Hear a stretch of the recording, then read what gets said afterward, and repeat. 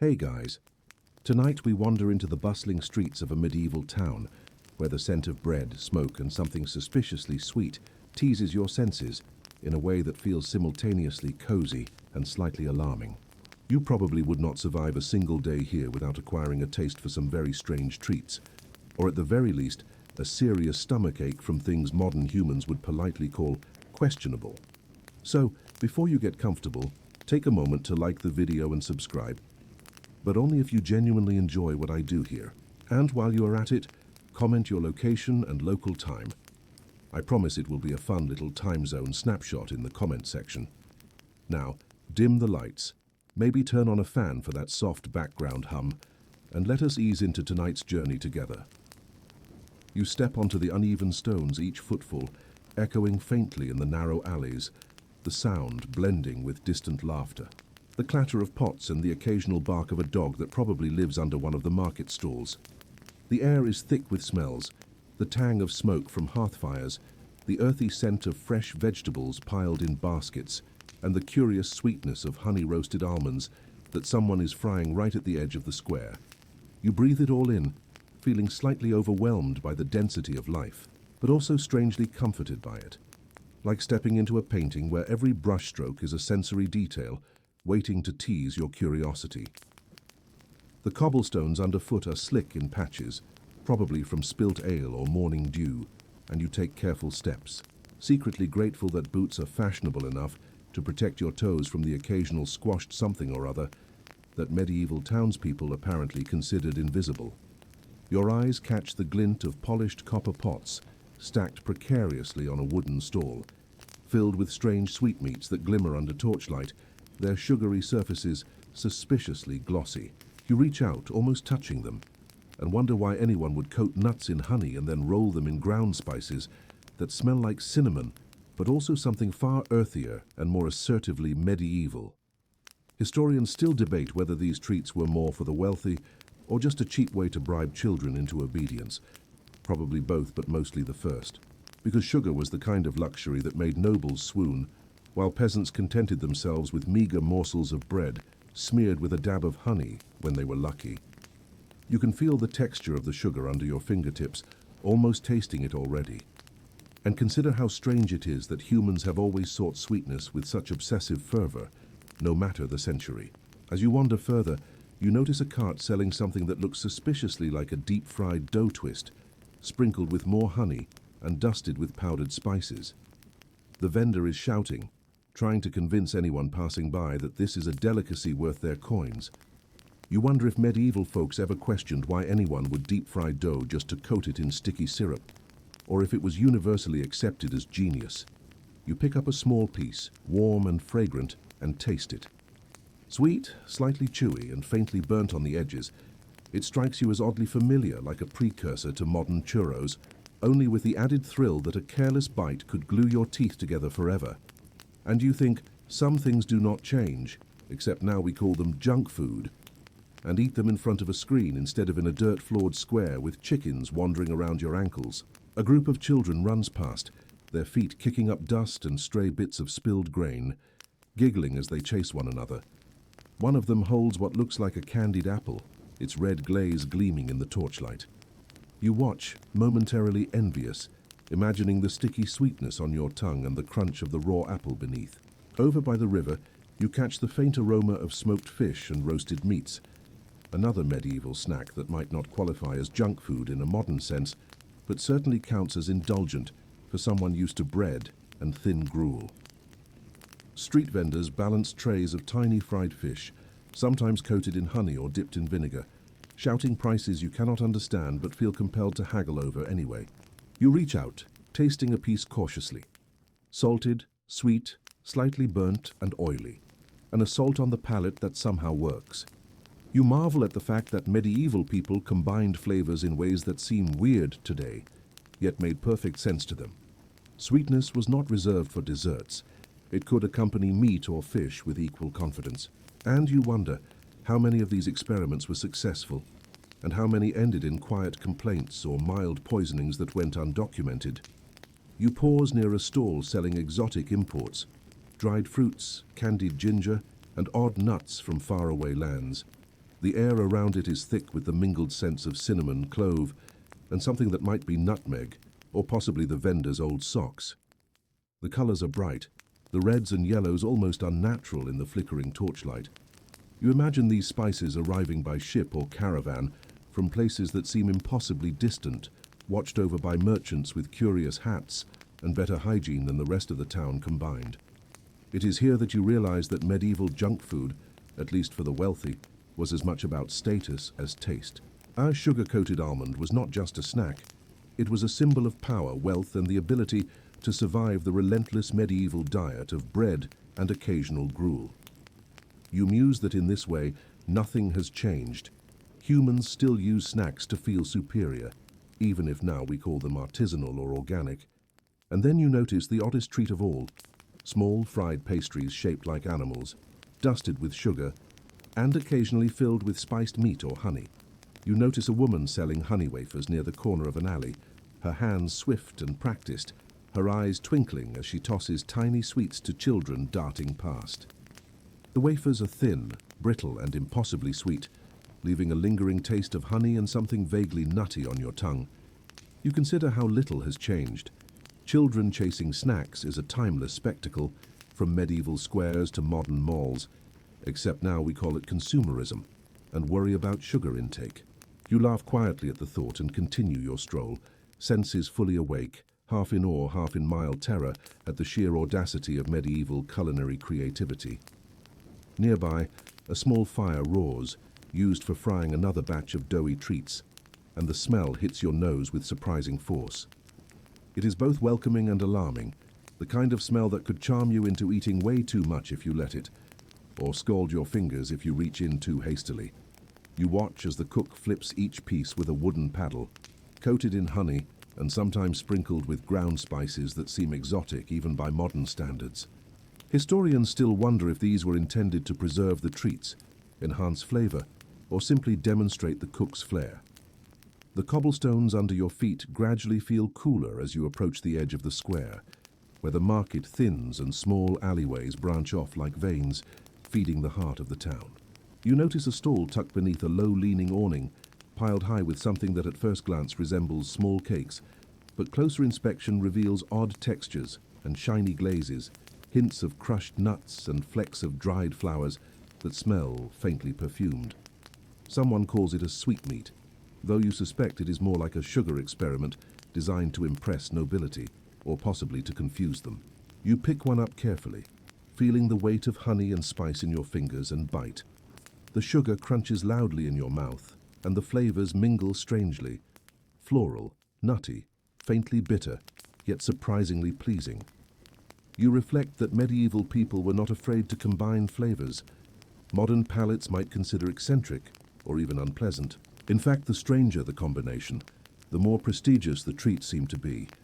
Nearby, a man stirs a large cauldron of something thick and amber-colored. Steam rises in lazy spirals, carrying the aroma of honey, vinegar, and possibly the faint tang of herbs you cannot identify. He is making what he calls mead-candied nuts, roasting them slowly while drizzling fermented honey over the top. The concept is simple, yet profoundly medieval. A sweet snack infused with a mild buzz, designed both to delight and to lubricate conversation at taverns. You peek over his shoulder, noting the careful precision of his movements, the way his fingers dance between sugar, nut, and fire, and you cannot help but admire the dedication. You wonder whether modern candy makers have forgotten that snacks used to be tiny feats of engineering, not just mass-produced sugar discs with cartoon mascots on the packaging. As you wander farther down an alley, the night air grows cooler, carrying the earthy smells of the nearby river and the faint musk of livestock penned just beyond the market.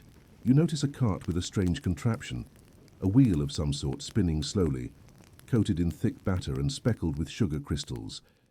Curious children are pressed against the edge, their small faces lit with torchlight and excitement, waiting for their turn to taste this rotating delight. The vendor laughs as you ask what it is, offering you a piece on a stick.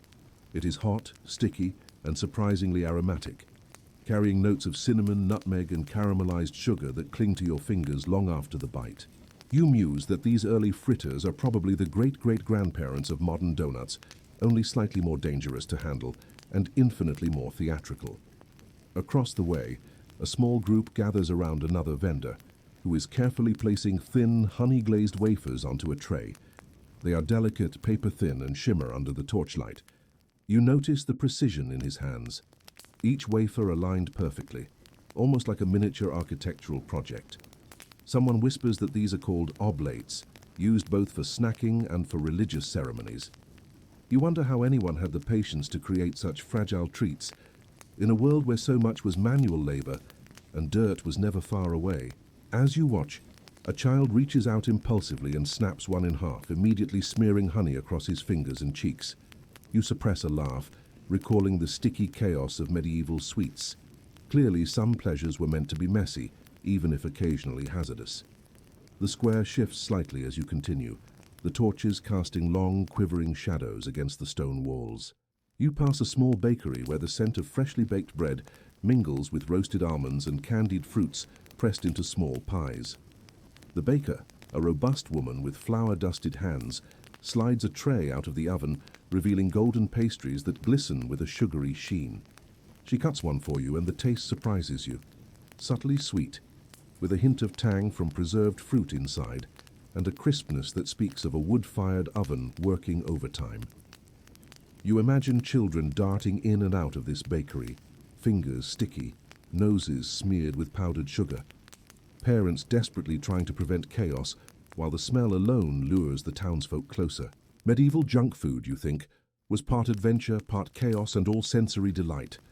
Moving onward, the murmur of the river grows stronger, and the smell of fish becomes more pronounced, intermingling oddly with the sweetness of pastries nearby. You spot another street vendor, this one specializing in candied fish, a delicacy that sounds absurd until you see it glinting under the torchlight.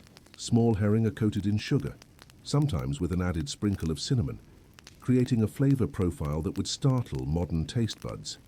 You consider whether this was an act of daring culinary curiosity or simple necessity, preserving protein while adding a thrill of sweetness to life. You feel a growing sense of contentment, a sleepy satisfaction from wandering through centuries of flavor, indulgence, and culinary audacity. You step away from the market square, leaving behind the flickering torches and lingering sweetness of pastries, and follow a narrow, worn path toward the river that curves gently through the town like a lazy, silvery serpent. The air here is cooler, carrying the faint scent of damp earth, fish, and the occasional waft of smoke from a distant tavern.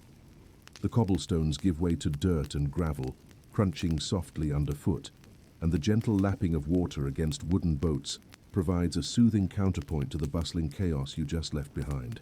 You pause to watch a small barge rocking slowly on the current, its cargo stacked high with barrels of grain, bundles of herbs, and somewhat incongruously, a small box of candied fruits that glimmer faintly in the moonlight.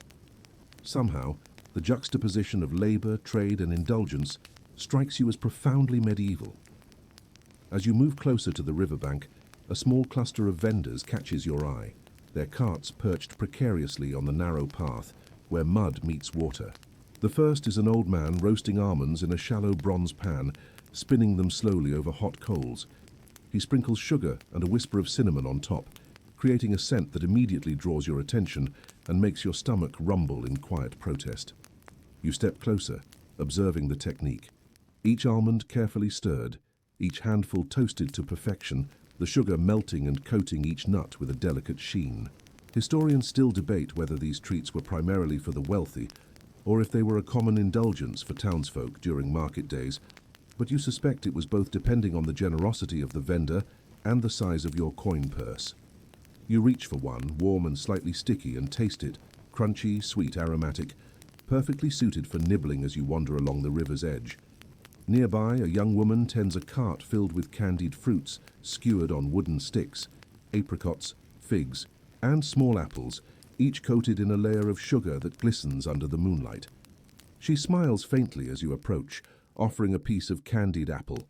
The sweetness is immediate, almost aggressively so, but tempered by the crisp, slightly tart apple beneath. You marvel at the medieval obsession with preserving fruits in sugar, realizing that it served both as a way to extend shelf life and as a vehicle for indulgence that is strikingly familiar to modern humans.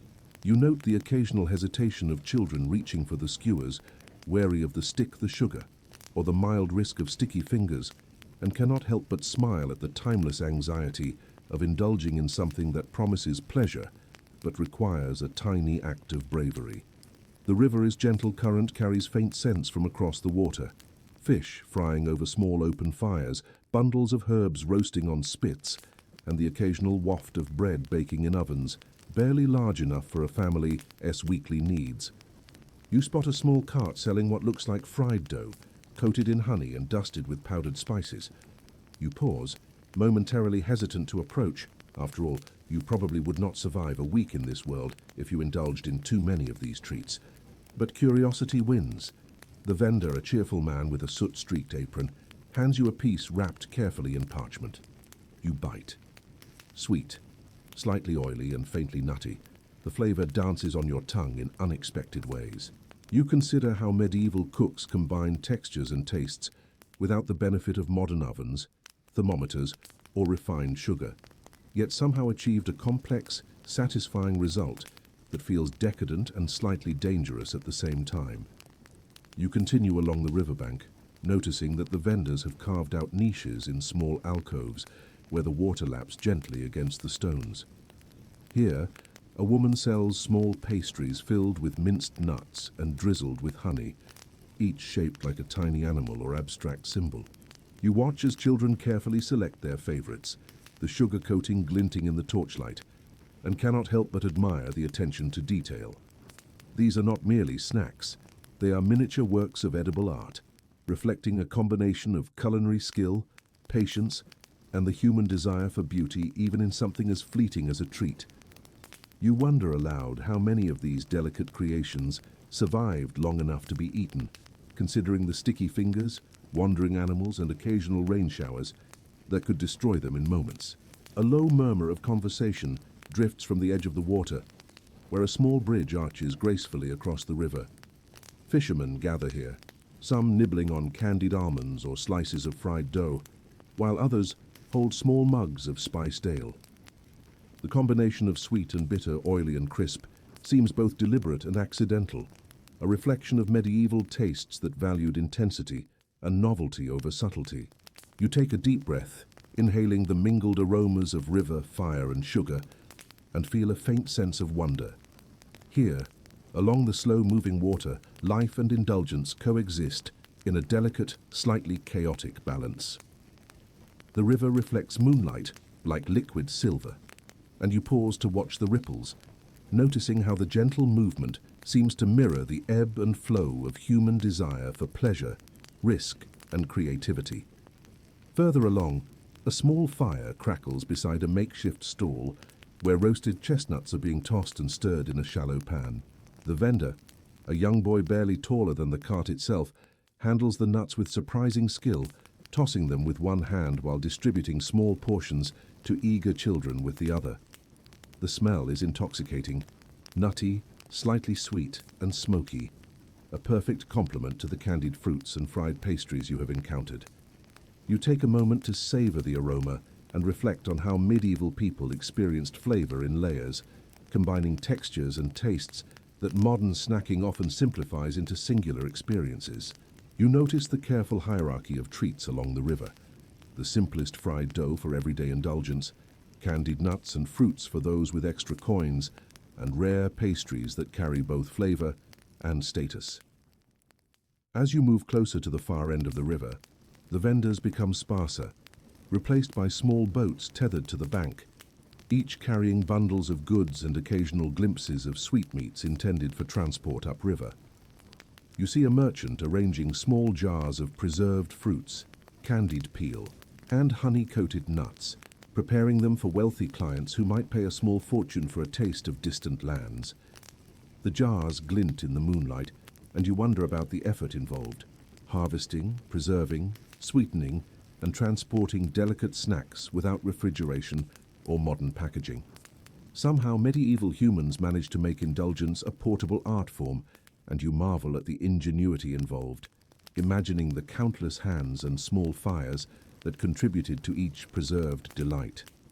A faint giggle draws your attention to a small gathering near a shallow inlet, where children experiment with dipping candied fruits into warm honey, occasionally smearing themselves in the process.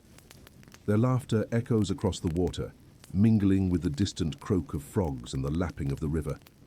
You watch for a while, appreciating the timeless joy of tasting something sweet and messy, knowing full well that in a few moments sticky fingers will smear the treats, and small rodents may take advantage of the leftovers. Medieval life, you realize, was filled with such small, fleeting pleasures, each moment of indulgence, a tiny rebellion against the practical necessities of existence. The moon rises higher, casting a silvery glow on the surface of the river. You pause on the bank, letting the gentle sound of water soothe your senses as you recall the variety of treats you have encountered: fried dough, candied nuts, honeyed wafers, pastries shaped like tiny creatures, and preserved fruits glinting like jewels in the torchlight. Each bite has been an adventure, a sensory story, and a connection across centuries to humans who, despite the hardships of life, found ways to celebrate flavor, indulgence, and fleeting joy. You breathe deeply, inhaling the cool night air mingled with the lingering sweetness of the riverfront vendors' creations, and feel a gentle drowsiness settling in, readying you for the next step of this indulgent, sticky, aromatic journey into medieval snacking culture. You leave the riverbank behind, following a winding cobblestone path that leads you back into the heart of the medieval market, though now the evening has deepened, and the glow from lanterns casts long, wavering shadows across the stalls and alleyways. The scent of smoke from hearth fires mixes with lingering aromas of honey, fried dough, and roasted nuts, creating an intoxicating symphony that teases your senses at every turn. As you step closer to the stalls, you notice a small crowd gathered around a vendor who is arranging delicate, sugar-coated treats in intricate patterns, their colors gleaming in the torchlight. The treats range from candied orange peel to spiced almonds and marzipan, molded into shapes of tiny animals, each one designed to captivate the eye as much as the tongue. You wonder if medieval shoppers bought these not merely for flavor, but as a way to signal taste, wealth, and cleverness in selecting the most impressive sweets. The vendor, a plump man with a flour-dusted tunic, notices your fascination and offers a sample of candied figs. You take one, feeling the sticky sweetness coat your fingers, while the chewy interior bursts with deep, fruity flavor.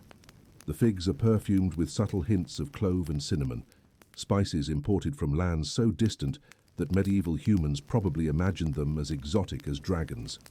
You realize how expensive these items must have been. Sugar itself was a luxury, and the addition of imported spices turned ordinary fruit into a treat reserved for those who could afford extravagance. Historians still debate whether sugar and spices were primarily used to preserve foods or to showcase status, but you cannot help but marvel at the ingenuity required to create such vibrant, long-lasting flavors without modern refrigeration or packaging. Nearby, a woman arranges small cakes on a wooden tray, each one dusted with sugar and speckled with tiny pieces of candied fruit. They smell faintly perfumed, almost floral, and you notice that each cake has a slightly different texture and sweetness, as if no two were intended to be exactly alike. You pick one up, feeling the slight stickiness of sugar against your fingers, and take a cautious bite. The flavors are surprisingly layered: the sweetness of the sugar, the slight tartness of preserved fruit, and a faint hint of something earthy, perhaps nutmeg or ginger, that gives the treat depth. You smile at the realization that medieval humans approached sweets with a level of creativity and daring that rivals modern chefs, often combining flavors we might consider odd, but achieving harmony nonetheless. A few steps away, a small cart displays honey-roasted almonds arranged in neat pyramids. The vendor, a wiry old woman, sprinkles each batch with powdered sugar and a touch of cinnamon, then gently shakes the tray to mix flavors. You reach for a handful, feeling the warmth of the nuts as they cool slightly in your palm. The sweetness is immediate, followed by a faint, spicy aftertaste that lingers on the tongue. You notice children nearby trying to sneak bites, sticky fingers smearing sugar onto their cheeks and hands. It occurs to you that indulgence, messiness, and curiosity were intertwined in the medieval approach to snacking. One could not separate the pleasure of taste from the playful chaos of consumption. Even animals seem to participate. A small dog weaves between legs, eyes fixed on any dropped morsel, reminding you that no food in this era escaped the scrutiny of opportunistic creatures. The market air carries a faint, pungent smell that contrasts sharply with the sweetness surrounding you. Fried fish, salted meats, and something that might be cheese, deep-fried and golden. You pause near a vendor selling fried herring glazed in honey. A bizarre combination at first glance, yet you notice locals eagerly purchasing them in small bundles. You bite into one cautiously, and the flavor is oddly satisfying. The saltiness of the fish tempered by the sticky sweetness of honey, and a faint crunch from the frying process. You reflect on the medieval willingness to experiment with flavors, combining sweet and savory in ways that modern palates might find daring. Somehow, the combination works, at least for those accustomed to the eclectic, slightly chaotic cuisine of the time. Further along, a stall offers candied ginger, crystallized and sharp, almost aggressively spicy against the backdrop of sweeter treats. You pick a piece and chew thoughtfully, savoring the warmth that spreads across your tongue and throat. Ginger, you realize, was prized not only for its flavor, but also for its medicinal properties, though you suspect most medieval children enjoyed it purely for the thrill of its punch. Nearby, a woman sells small wafers made of flour and sugar, baked thin and brittle, and sometimes pressed with tiny designs or symbols. You take one and feel the delicate crispness give way instantly in your mouth, a fleeting pleasure that contrasts sharply with the sticky richness of almonds, figs, and fried dough. Medieval snacking, you note, was about contrasts, textures, flavors, and even the fleeting versus enduring nature of indulgence. A small group gathers around a makeshift table where candied fruits, nuts, and honey-glazed pastries are displayed together, creating a riot of colors and aromas. You notice a subtle social hierarchy. Wealthier individuals choose the most elaborately decorated items, while simpler treats, plain fried dough, roasted chestnuts, go to common folk or children with fewer coins. It occurs to you that medieval junk food was never just about sustenance. It was a performance, a statement, a shared sensory experience that communicated wealth, taste, and cultural knowledge simultaneously. You laugh quietly, imagining a modern snack aisle with the same dynamics, and wonder how much has really changed beyond packaging and marketing. You step closer to a stall selling marzipan molded into shapes of animals and figures. Each one is tiny, detailed, and almost too pretty to eat. A child nearby nibbles on a sugar rabbit, sticky fingers smearing parts of it across their face, while the vendor patiently molds another batch. You reflect on the skill required. Almonds ground into paste, sugar carefully incorporated, and the figures crafted without modern tools. It is artistry and indulgence intertwined, and as you watch, you cannot help but think that medieval humans were, in many ways, pioneers of culinary creativity, even if their hygiene standards leave something to be desired. A short distance away, a cart offers spiced pastries filled with preserved fruit, their flaky crusts glinting with sugar under torchlight. You pick one up and bite carefully. The outer layer crunches lightly, while the filling is moist, sweet, and slightly tart. The spices linger: cinnamon, cloves, perhaps a whisper of nutmeg. You note how these pastries balance indulgence with preservation, allowing people to enjoy sweet flavors long after the fruit's natural season has ended.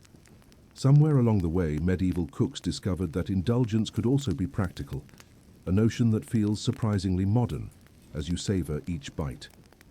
The evening deepens further, and the market begins to quiet slightly, though the scents of sweets, fried dough, and roasted nuts linger in the air like a memory that refuses to fade. You pause near the edge of a small square, listening to distant music from a festival. A fiddle squeaks off-key, a drum thumps unevenly, and someone hums an improvised tune. The combination is chaotic, lively, and entirely human, much like the snacks themselves. You watch children dart between stalls, sticky fingers smearing sugar and honey in their wake, and dogs weaving eagerly around their ankles. It occurs to you that the medieval approach to indulgence was immersive, messy, and communal, relying as much on the social experience as the flavors themselves. Finally, you step away from the central bustle, following a quieter lane where candles flicker in small windows. The smells of sugar, spice, and fried treats cling faintly to the cool night air. You pause to savor a piece of honey-coated almond, letting the sweetness linger on your tongue. As the sounds of the distant river, murmuring crowds, and faint festival music fade into the background. You feel a gentle drowsiness creeping in, the kind brought on by sensory overload, indulgence, and the soothing rhythm of medieval life winding down for the night. Somewhere in this mix of sweetness, spice, and faint chaos, you realize that medieval junk food was a world of contrasts. Indulgent yet practical, sweet yet spicy, fleeting yet memorable. And as you let these thoughts settle, the sights, sounds, and smells of the market weave themselves into a gentle lullaby, guiding you toward the next leg of our journey into culinary curiosity, indulgence, and the whimsical delights of a time long past. You leave the busy streets behind and wander toward a cluster of low, timber-framed taverns whose windows glow faintly with firelight, casting a warm, golden shimmer across the damp cobblestones. The smells here are a complex, slightly alarming mixture.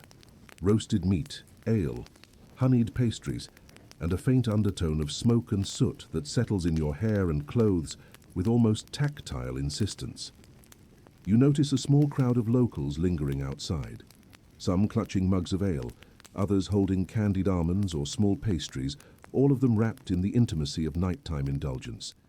You step closer, feeling slightly conspicuous as you imagine yourself as a visitor in a world where hygiene is optional, flavor is daring, and indulgence is both necessary and unavoidable.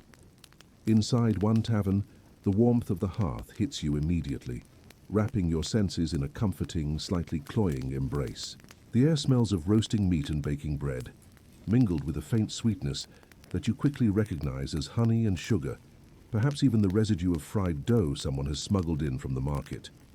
A beverage that tastes both pleasantly bitter and surprisingly sweet, thanks to honey cloves and other exotic spices. It occurs to you that medieval taverns were not merely places of drinking. They were centers of social indulgence, where sweet and savory collided in audacious combinations designed to delight, intoxicate, and occasionally horrify modern taste buds. A vendor inside the tavern offers small dishes of candied fruits soaked in spiced wine, their surfaces glistening like jewels. You take a piece hesitantly, curious about the taste. The moment it touches your tongue, the sweet, sticky fruit bursts with flavors that mingle with the subtle warmth of fermented wine and a whisper of clove. It is simultaneously comforting and slightly alarming, a reminder that medieval humans were not shy about experimentation in the realm of flavor. You wonder if someone had ever attempted this combination with less than successful results, though you suspect many failures went unrecorded, lost to history like crumbs in a tavern corner. The patrons around you laugh and chatter, oblivious to the potential dangers of overindulgence, their joy amplified by the warm, slightly rickety setting. You glance around and notice a tray of small pastries shaped like animals, their flaky layers dusted with sugar and occasionally filled with dried fruit or spiced nuts. You reach for one shaped like a rabbit, the sugar coating clinging to your fingers as you bite into the crisp, warm pastry. The filling is unexpectedly complex, a mix of sweet honey, a hint of citrus peel, and just enough spice to make your tongue tingle. You realize that medieval snack makers were masterful at combining flavors and textures, creating indulgences that balanced sweetness, spice, and subtle complexity, even in the smallest of treats. Somehow, in this dimly lit, slightly chaotic tavern, the simple act of snacking feels like a delicate dance, a communion with centuries of culinary experimentation and bold audacity. Across the room, a small cauldron bubbles on the hearth, emitting a strong aroma of roasted almonds, honey, and a faint tang of fermented liquid. The vendor occasionally stirs it with a wooden ladle, coating nuts in sticky syrup and sprinkling sugar over the top. Historians still debate whether such snacks were considered dangerous, indulgent, or both, but you are more concerned with the immediate joy of tasting one. Nearby, a table holds candied ginger slices and thin wafers dusted with powdered sugar, each piece small enough to be eaten in a single, satisfying bite. The ginger is sharp, almost aggressively so, a perfect counterpoint to the cloying sweetness of fried pastries and honeyed nuts. You chew thoughtfully, feeling warmth spread across your tongue as the sharp spice meets lingering sweetness, and reflect on how medieval humans loved contrasts. Textures, flavors, and temperatures combined in audacious ways that modern convenience stores rarely attempt. The wafers break delicately under your teeth, sweet and crisp, and you appreciate their fleeting nature. A subtle murmur of music drifts from the far corner of the tavern. A lute, slightly out of tune, accompanies a soft, hummed melody. The scene is chaotic yet harmonious, a careful balance between indulgence and messiness that seems quintessentially medieval. You take a small bite of a honey-glazed pastry, savoring the warm, sticky sweetness, and feel a gentle comfort settle over you, as though the combination of flavors, smells, and gentle chaos were designed to coax the body and mind toward relaxation. You move closer to a side table where jars of preserved fruits glint under the firelight. Figs, cherries, and oranges preserved in sugar or honey, their surfaces crystallized into sparkling shells. You take one, noticing the subtle stickiness, the concentrated flavor, and the faintly spicy aftertaste from cloves or cinnamon infused during preservation. Some jars are labeled with crude symbols indicating origin, while others are unmarked, leaving you to guess which spices or techniques were used. You marvel at the ingenuity required, preserving fruit for months, sometimes years, without modern refrigeration, yet achieving a product that is both safe to eat and delightfully indulgent. Each bite carries a story of distant lands, trading routes, and meticulous care, reminding you that medieval indulgence was never simple. It was adventurous, tactile, and audacious. You pick up a piece and taste it. Almonds, hazelnuts, and occasionally a sliver of dried fruit, all coated in thick, warm honey that clings to your fingers. You notice children attempting to sneak bites, sometimes dropping pieces onto the floor where dogs and rats are equally eager to partake. The mingling of sweetness, crunch, and slight risk of sticky fingers or contamination feels like a vivid reminder that medieval junk food was as much about experience as flavor.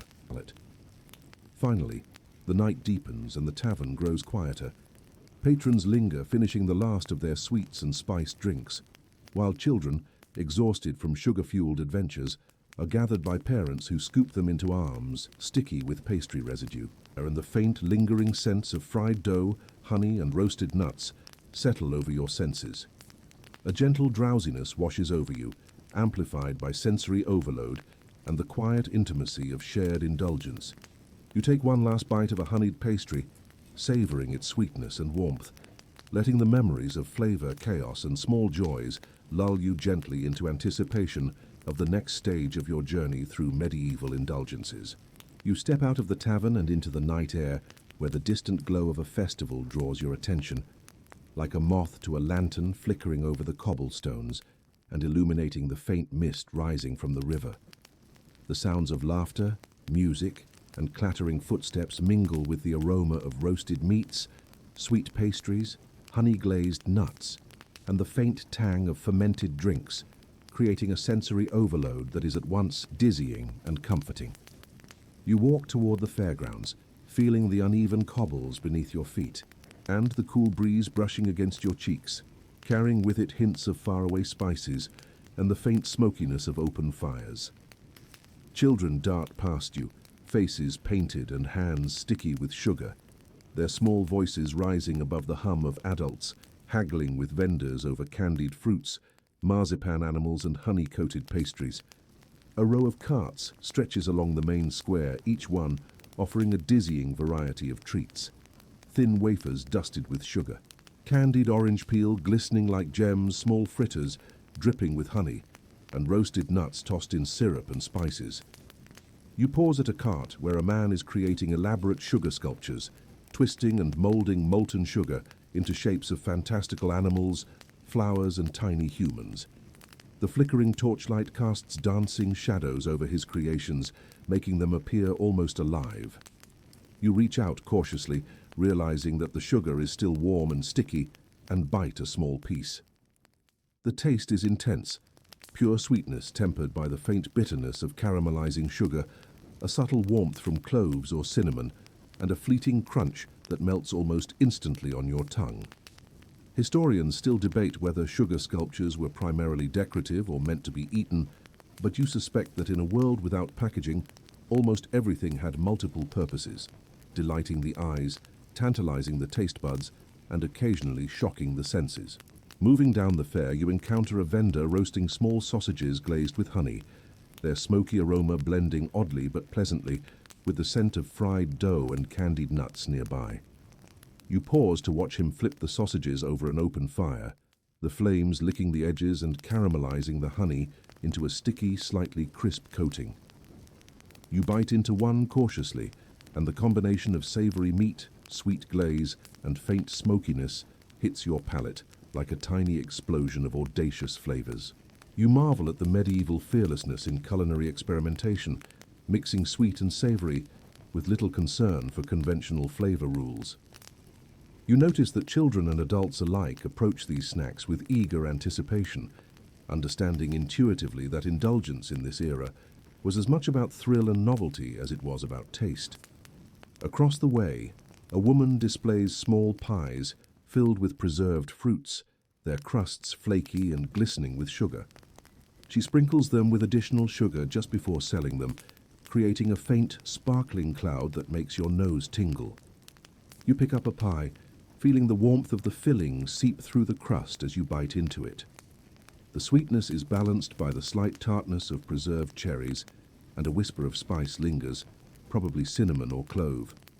You notice a young boy trying to sneak a bite before paying, and a dog waiting patiently nearby for any morsel that might fall. Medieval indulgence, you think, was never neat or orderly. It was messy, communal, and utterly alive, a sensory playground where flavor, texture, and social dynamics intertwined effortlessly. Further along, a stall draws your attention with the faint clatter of sugar-coated nuts spilling into small wooden bowls. The vendor, a wiry man with flour-streaked hands, roasts almonds and hazelnuts over a low flame, drizzling them with honey and tossing them with a pinch of imported spices. The smell is intoxicating, sweet, nutty, and just faintly perfumed with cloves and nutmeg. You taste a few, feeling the crunch and warmth explode in your mouth, the sweetness lingering even after swallowing. You pause to consider the effort involved, importing spices, roasting nuts over fire, carefully coating each piece in syrup and presenting them attractively to buyers. Somehow, medieval people transformed simple ingredients into indulgences that were as much about craftsmanship as they were about flavor. The fairgrounds open into a larger square, where music and laughter are louder, and the glow of bonfires adds a magical shimmer to the scene. Children run between stalls, holding skewers of candied fruit and sticky pastries, while adults gather in small groups, tasting and comparing delicacies. You spot a small stall selling candied ginger pieces, crystallized and sharp, their flavor almost aggressively spicy against the backdrop of sweet pastries and honeyed treats. You nibble one cautiously, feeling warmth spread across your tongue as the spice meets lingering sweetness. Somewhere nearby, a boy drops a sticky fritter, and a dog scoops it up instantly, reminding you that indulgence in this era often included both reward and chaos. You approach a table adorned with marzipan figures, tiny animals, people, and fantastical creatures sculpted from almond paste and sugar, each one delicate, beautiful, and painstakingly crafted. You pick up a small rabbit and admire the skill before nibbling a piece, the sweet almond flavor rich and slightly floral.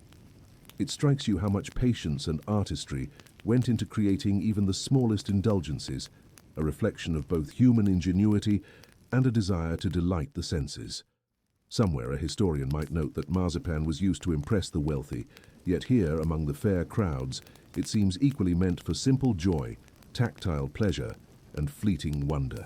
A few steps away, a vendor offers small bowls of roasted chestnuts, their scent warm, nutty, and comforting against the backdrop of sugar, spice, and smoke. You grab a handful, feeling the warmth spread through your fingers, and bite into one.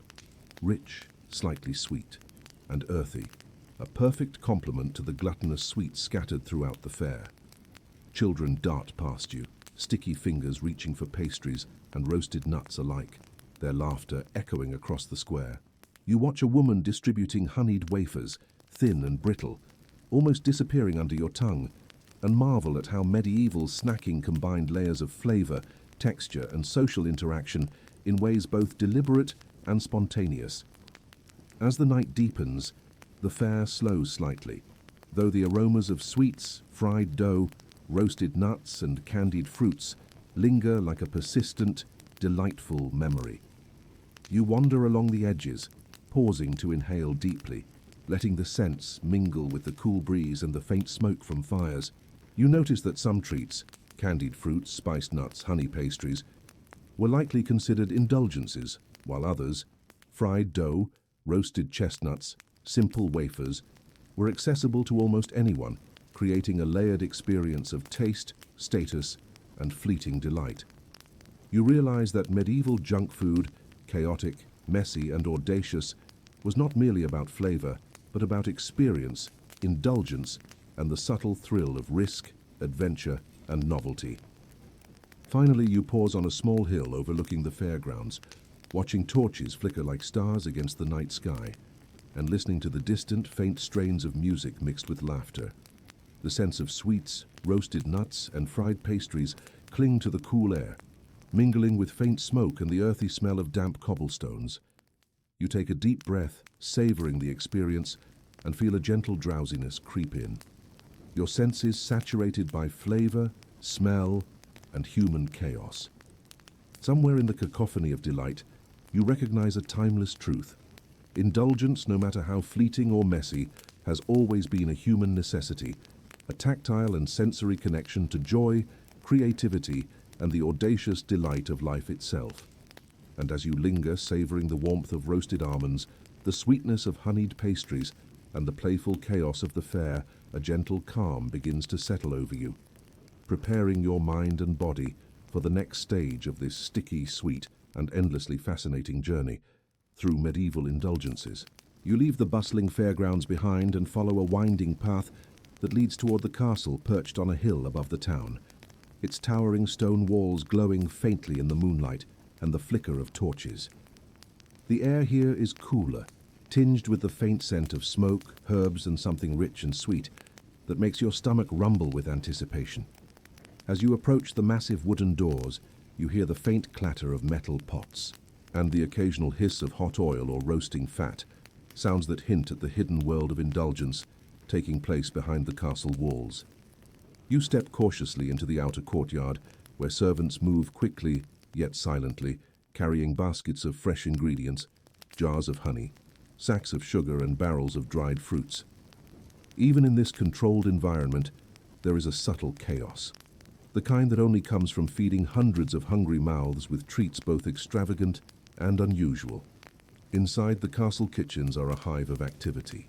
Large wooden tables are strewn with ingredients: almonds, walnuts, figs, preserved fruits, honey, sugar, and small spices imported from distant lands, their scents mixing in an intoxicating cloud. You notice a cook rolling out dough for pastries, their hands dusted with flour as they press intricate patterns into the crusts. Nearby, another servant stirs a large pot of honey and spiced wine, occasionally adding candied peel, nuts, or saffron. The aroma is almost overwhelming, sweet, warm, and slightly pungent, a combination that seems designed to dazzle the senses and remind you that indulgence in a royal context is both an art and a performance. You take a small taste from a ladle, warm, sticky sweet with a hint of exotic spice, and realize that every bite here is meticulously crafted to evoke pleasure and awe, a far cry from the simpler treats found in the market. A small tray of pastries catches your eye, each one filled with a mixture of dried fruits, nuts, and subtle spices, then glazed with honey to a perfect sheen.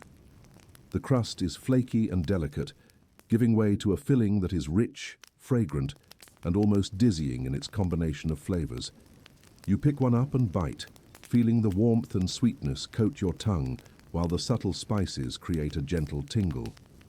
Historians note that these pastries were sometimes served during feasts, weddings, or special celebrations, yet you cannot help but imagine cooks experimenting late at night, perfecting combinations of honey, nuts, and fruits, delighting in their own audacity and creativity. A small child nearby tugs at a servant's sleeve, eager for a taste, while a dog, probably more clever than it should be allowed to be, waits patiently in the shadows for any dropped morsel. In one corner, a chef is carefully molding marzipan into tiny figures, animals, flowers, and miniature people, each one exquisitely detailed. The figures glint under the torchlight, sugar reflecting like tiny stars on almond paste, and you marvel at the patience required to craft something so delicate. You pick up a small figure shaped like a rabbit and taste it. Rich almond flavor, sweet yet slightly earthy, dissolving slowly on your tongue. You note that marzipan, like many royal treats, served multiple purposes: edible art, gifts, and symbols of status and refinement. The creativity required to make something so beautiful and ephemeral reminds you that indulgence in this world was as much about performance as pleasure, and that behind every sweet treat there was a web of social and cultural significance. Nearby, a large cauldron simmers with nuts, honey, and spices, creating a heady, almost intoxicating aroma. A cook stirs the mixture carefully, ensuring that each almond, walnut, and hazelnut is coated evenly. You taste a piece, crunchy and warm, sweet and slightly perfumed with cloves and nutmeg. It strikes you that medieval humans, even in royal kitchens, had an instinct for playful indulgence, mixing textures, temperatures, and flavors in ways that surprise and delight. You notice a child with sticky fingers attempting to grab a nut, and a dog attempting the same, and you laugh quietly at the timeless, chaotic joy of eating something delicious, messy, and slightly dangerous. Somehow, indulgence always carried with it a risk, or at least a sticky finger, and it seems that risk has always made flavor sweeter. Across the kitchen, you spot jars of preserved fruits stacked meticulously, their surfaces crystallized with sugar and tinted faintly by saffron, cinnamon, or clove. The jars glint in the firelight like tiny treasure chests, each one a miniature story of labor, trade, and indulgence. You open one and taste a piece of crystallized orange peel, the tang of citrus mingling with the warmth of spice and the sweetness of sugar. Somewhere along the line, medieval cooks realized that preservation could be pleasurable, that storing fruits for months or even years did not have to diminish their ability to delight. You watch as a servant carefully packages some treats for delivery to the royal chambers, imagining the anticipation and excitement of someone opening a box of such treasures, their senses flooded with aroma, sweetness, and subtle spice. A nearby table holds thin wafers, delicate and brittle, some dusted with sugar, others perfumed with rosewater or cinnamon. You break one gently and taste it. Ephemeral sweetness, a crisp texture that melts instantly in the mouth, a subtle perfumed flavor that lingers after swallowing. You notice that these wafers, unlike sticky nuts or honeyed pastries, are fleeting indulgences, designed to be savored slowly and admired almost like edible poetry.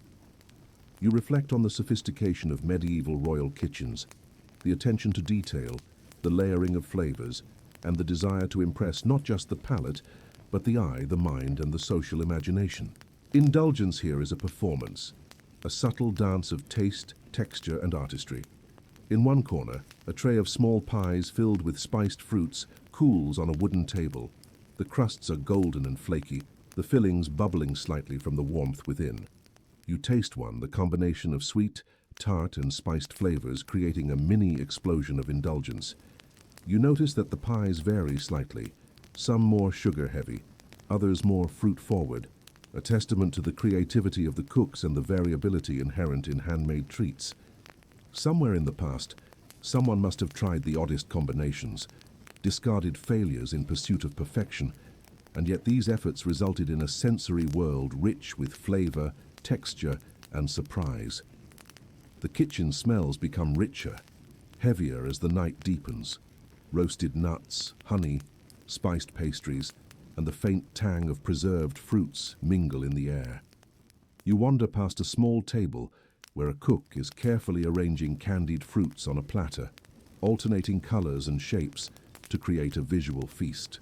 You pick up a piece of candied fig, the sugar crackling lightly on your teeth, the flavor deep and layered with a subtle warmth from cloves and cinnamon.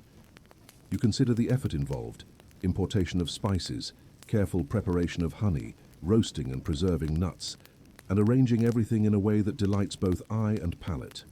Royal indulgence, you realize, is indulgence elevated to an art form, yet still deeply human, messy, sticky, daring, and meant to be shared. Finally, you pause at the edge of the grand kitchen, letting the warmth, sense, and faint chaos settle around you.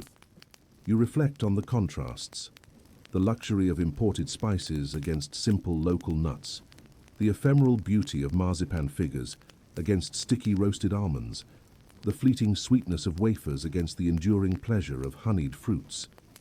Somewhere in this mixture of smell, texture, and flavor, you feel a gentle drowsiness creeping in, your senses overwhelmed, yet soothed by the richness of the experience. You take one last bite of a honey-glazed pastry, savoring the warmth, sweetness, and spice, and realize that medieval royal kitchens, despite all their formality and status, were places of audacious indulgence, playful creativity, and sensory delight, a perfect segue to the next stage of our journey into sticky, sweet, and sometimes hazardous pleasures of the medieval world.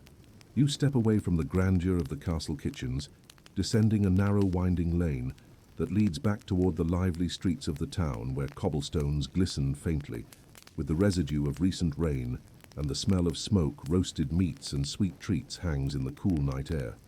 The bustle here is quieter than the fair or the castle, yet it hums with an understated energy. Children chase each other with sticky fingers. Merchants shout over the clatter of carts, and the occasional dog weaves deftly between legs, ever hopeful for a dropped morsel. You pause to observe a small group gathered around a vendor whose cart is laden with fried dough, dusted in sugar, and occasionally drizzled with honey. The dough is simple, rustic, and slightly misshapen, yet the golden brown color and faint, sweet aroma make it immediately irresistible. You reach out and take a piece, feeling the warmth and slight oiliness against your fingers, then bite. Crunchy on the outside, soft and chewy inside, sweet but not overwhelmingly so, perfect for wandering through the town while nibbling between errands or errands disguised as indulgence. Nearby, another vendor sells roasted chestnuts in a shallow pan over an open flame, their scent rich, nutty, and comforting. You pick up a handful, the warm nuts slipping slightly through your fingers, and bite into one, slightly sweet, earthy, and roasted to perfection. Children jostle eagerly for portions, their sticky fingers smearing some of the sugar and chestnut residue across their cheeks, creating a scene that is both chaotic and endearing. You note the contrast between these humble snacks and the lavish pastries you observed in the castle. Here, indulgence is accessible. Historians still debate whether everyday snacking in medieval towns was primarily about sustenance, indulgence, or social ritual. A few steps away, a small cart displays thin wafers and crisp biscuits, each sprinkled lightly with sugar or adorned with tiny bits of dried fruit. You pick one up, feeling the delicate brittleness between your fingers, and bite cautiously. The wafer melts instantly, a subtle sweetness lingering on your tongue, perfumed faintly with cinnamon or clove. The contrast between this ephemeral treat and the sticky, hearty chestnuts or fried dough makes you marvel at the medieval understanding of variety. Even the simplest snack could surprise and delight, depending on texture, temperature, or fleeting spice. Somewhere nearby, a child drops a sticky fritter, and a small dog seizes the opportunity, devouring it with barely contained excitement, reminding you that indulgence in this era was rarely neat, orderly, or solitary. Across the street, a vendor sells skewers of candied fruits, apples, figs, apricots, each coated in sugar that glints faintly in the flickering torchlight.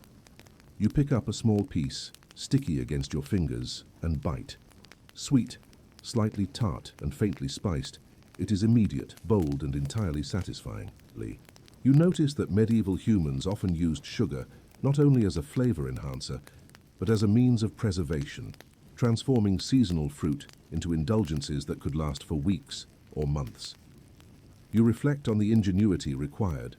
No refrigeration, no vacuum-sealed packaging, and yet somehow the fruits retained flavor, texture, and sweetness. You take one and bite, savoring the warmth, crunch, and slight chew of the filling. The layered flavors create a sensory experience that is surprisingly sophisticated, even in such humble everyday snacks. A faint clatter draws your attention to a vendor making fried fritters on a small open fire. The dough hisses as it hits the hot oil, puffing slightly and turning golden brown. You watch as the vendor flips each fritter with skill, then dusts them with sugar before serving. You take one carefully, feeling its warmth and slight greasiness, and bite. Sweet, soft and slightly crisp at the edges, it is messy and satisfying. The kind of indulgence that sticks to your fingers and reminds you that life in the medieval streets was tactile, immediate, and unapologetically sensory. Somewhere a small rodent scurries toward a dropped piece, reminding you that risk and reward were inseparable from the act of eating in this time. Moving further down the lane, you notice a small wooden cart selling honey-roasted almonds, their sticky sweetness mingling with the faint smokiness from a nearby hearth. You pick up a few, feeling the warmth and crunch in your hand before biting. The nuts are rich, sweet, and slightly perfumed with a hint of spice. Children and adults alike hover nearby, eager for a taste, their fingers inevitably sticky, their laughter rising above the hum of the streets. You marvel at the medieval willingness to combine simple ingredients, nuts, honey, and a pinch of spice, into snacks that were simultaneously nourishing, indulgent, and socially connective. It occurs to you that much of medieval street snacking involved this delicate balance of flavor, texture, and accessibility, creating pleasure that was immediate yet memorable. A few steps away, you encounter a vendor offering thin, brittle wafers shaped like leaves, dusted lightly with sugar and sometimes perfumed with rosewater. You break one in half and bite, the flavor subtle, floral, and slightly sweet. It melts instantly, leaving a gentle fragrance on your tongue. You notice that these wafers, unlike sticky fritters or honeyed nuts, are designed to be elegant, ephemeral, and quickly savored. A brief sensory pleasure that contrasts beautifully with the heavier, stickier snacks available on the street. The variety here is astonishing. Sweet, sticky, crisp, spicy, soft, nutty. Every bite is a lesson in contrasts, reminding you that medieval humans understood the artistry of flavor, texture, and consumption, even without modern tools or packaging. The night air grows cooler, carrying faint wisps of smoke from hearth fires and the lingering scent of sugar, honey, and roasted nuts.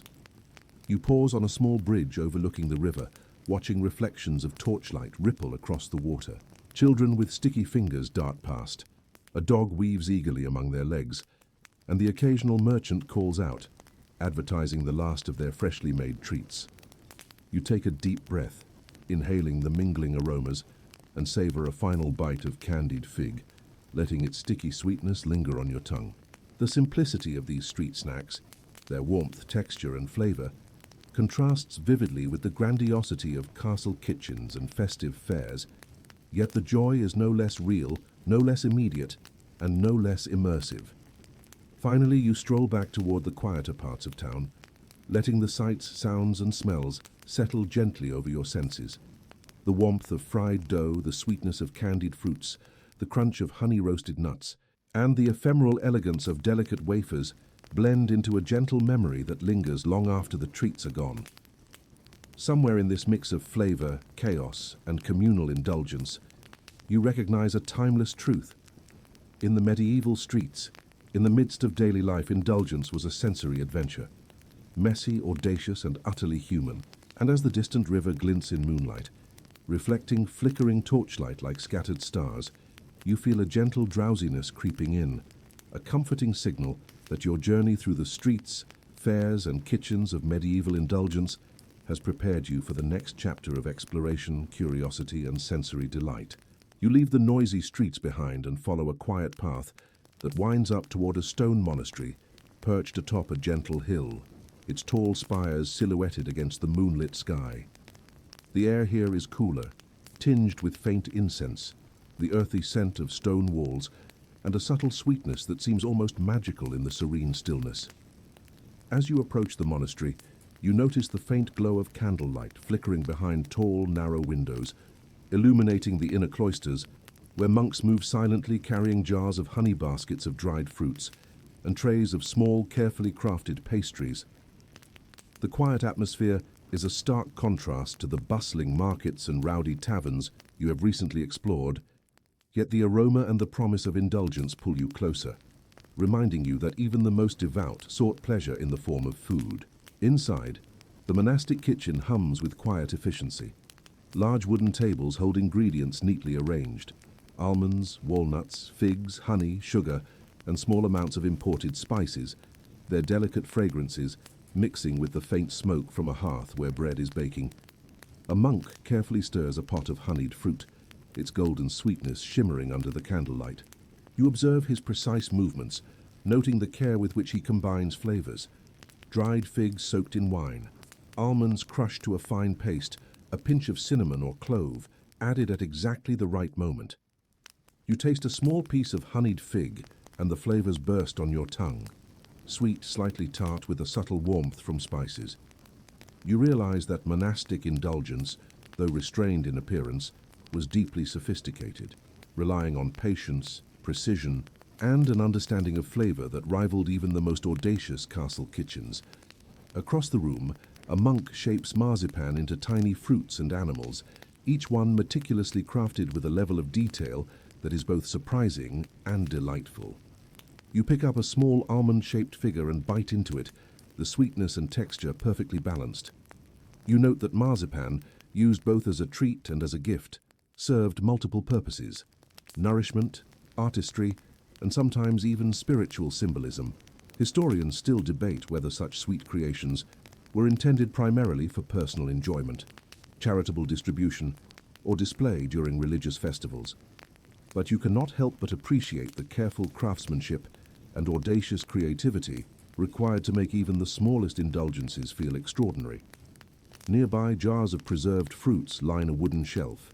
Figs, cherries, and oranges crystallized in sugar, some infused with subtle spices like nutmeg, cloves, or saffron.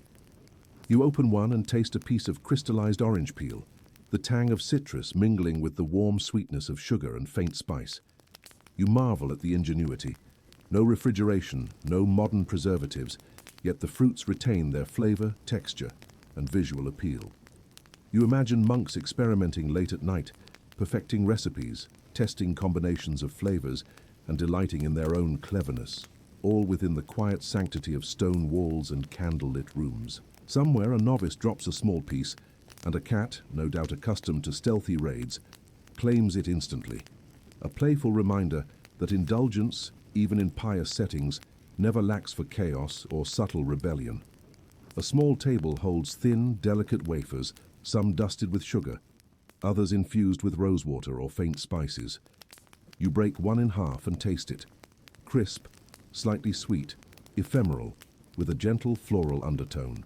You notice how these simple treats contrast with the heavier, stickier pastries and honeyed nuts around the kitchen, offering a fleeting sensory delight rather than an enduring indulgence.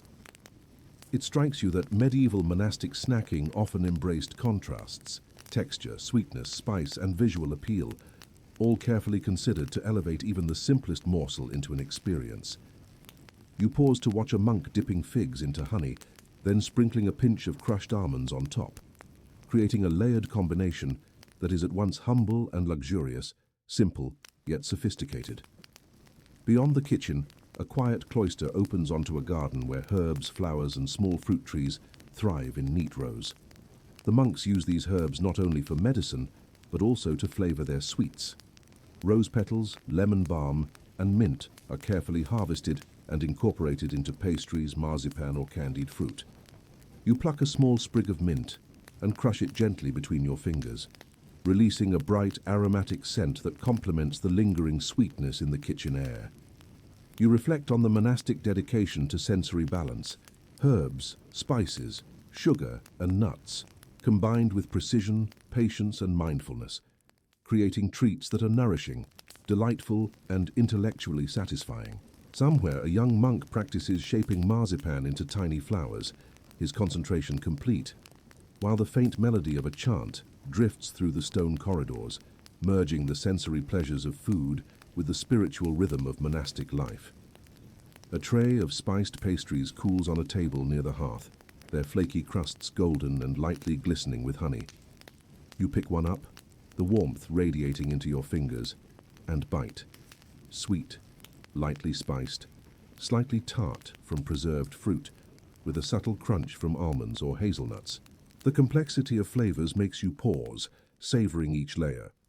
You realize that even in an environment devoted to spiritual rigor, the pursuit of flavor, texture, and indulgence remained a vital human concern.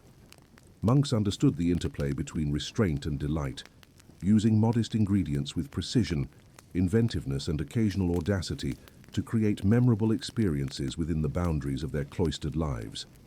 Further along, a small cauldron simmers with honey, wine, and crushed nuts, producing an intoxicating aroma. A monk stirs it carefully, coating almonds in warm, sweet syrup, then sprinkling with sugar and a hint of spice. You taste a few and feel the warmth of the honey, the crunch of nuts, and the faint heat from spices spread through your mouth. Children visiting for festivals or religious events gather near the kitchen, their sticky fingers eagerly reaching for morsels, while cats and small birds skulk quietly, ever opportunistic. You laugh quietly at the timeless nature of indulgence, messy, social, and audacious, bridging gaps between sacred and secular, young and old, human and animal alike. As the evening deepens, the monastery quiets, leaving only faint candlelight, soft chants, and the lingering sweetness of roasted nuts, honeyed fruits, and spiced pastries. You wander along the cloisters, savoring a final bite of marzipan, letting the sweetness, texture, and subtle warmth settle over your senses. Somewhere in the careful, deliberate act of creating and consuming these treats, you recognize a medieval truth. Indulgence is not merely about excess or pleasure, but about mindfulness, patience, and the joy of discovering harmony between flavors, textures, and aromas. The monk's sweet experiments, humble yet sophisticated, reveal a world in which even restraint can be delicious, creativity can be spiritual, and every bite carries both history and delight. Finally, you step outside into the cool night, the scents of honey, roasted nuts, and faint spices lingering like a memory. The quiet of the cloister and the gentle moonlight combine with the sensory richness of the treats to create a calm, reflective atmosphere, one that balances indulgence with serenity. You feel drowsiness creeping in, each taste, smell, and texture folding into a gentle, soothing hum of satisfaction. Somewhere in this mixture of simplicity, audacity, and mindful creativity, you sense the continuum of medieval indulgence, from grand feasts to humble street snacks to quiet monastic experimentation, all linked by curiosity, flavor, and the human desire for sensory delight. And as you inhale the faintly sweet night air, you anticipate the next stage of this sticky, sweet, and endlessly fascinating journey through medieval junk food, ready to explore its daring, messy, and utterly human pleasures even further. You follow a narrow, winding lane that leads toward the center of town, where the faint glow of lanterns and torchlight signals the start of a seasonal festival. The air is cooler here, carrying the mingled aromas of roasted meats, sweet pastries, honeyed nuts, and the faint tang of smoke from nearby hearths. You notice a throng of townsfolk moving through the square, their laughter rising above the distant clatter of carts, and the occasional bark of a dog hoping for a dropped morsel. Children dash between stalls, hands sticky with sugar and honey, their excited chatter blending with the lively music of fiddles, flutes, and the occasional drum. You step carefully over uneven cobblestones, letting your senses drink in the chaos. And the delight, feeling the pulse of the town in the mingling scents, sounds, and movement of the festival. Stalls line the square, each offering a dizzying array of seasonal treats. A vendor presents small fried fritters dusted with sugar, some filled with spiced apples or preserved fruits. You take one, the warmth and slight oiliness against your fingers, making it immediately satisfying, and bite. Crunchy on the outside, soft inside, the sweetness mingling with faint spice. You are reminded that medieval humans had a fearless approach to combining flavors, textures, and temperatures. Nearby, another stall offers roasted almonds coated in honey and lightly spiced, their aroma intoxicating. You sample a few, the warmth, sweetness, and subtle spice creating a sensory experience that feels simultaneously familiar and exotic.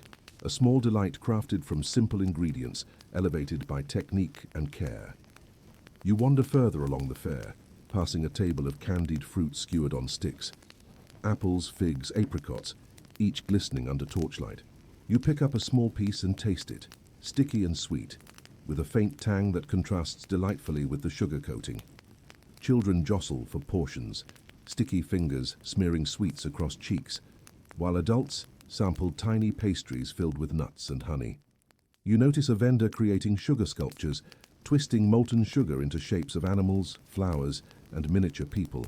The heat from the sugar hits your fingers as you take a tiny piece, the caramelized sweetness mingling with a whisper of spice. You marvel at the medieval delight in playful indulgence, creating treats that are not only flavorful, but visually whimsical and slightly daring. Across the square, a small tent hosts a selection of thin wafers and crisp biscuits, some dusted with sugar, others lightly perfumed with rosewater or clove. You break one in half, the delicate crispness giving way to subtle sweetness that melts instantly on your tongue. Nearby, a tray of small pies filled with preserved fruits bubbles faintly, their flaky crusts golden and inviting. You taste one carefully, savoring the layering of sweet fruit, slight tartness, and the warm crunch of pastry. Historians still wonder whether medieval fair foods were primarily about indulgence or social spectacle, but standing here amidst the chaos, you sense it is both, a sensory celebration that binds the community while satisfying cravings for novelty, sweetness, and shared delight. The scents of honey, spiced nuts, and fried dough mingle with the faint tang of smoke as you move deeper into the festival. You notice children with sticky fingers chasing each other between stalls, some sneaking tastes before paying, others dropping morsels onto the cobblestones. Dogs and cats lurk patiently nearby, eager to claim any opportunity for a quick snack. You laugh quietly, realizing that the mess, risk, and unpredictability of street indulgence is part of its charm. Nothing here is neat, sterile, or perfectly predictable, and that makes every bite more thrilling. You take a deep breath, savoring the faintly sweet, warm air, carrying a mix of aromas from roasted almonds, candied fruits, and fried pastries.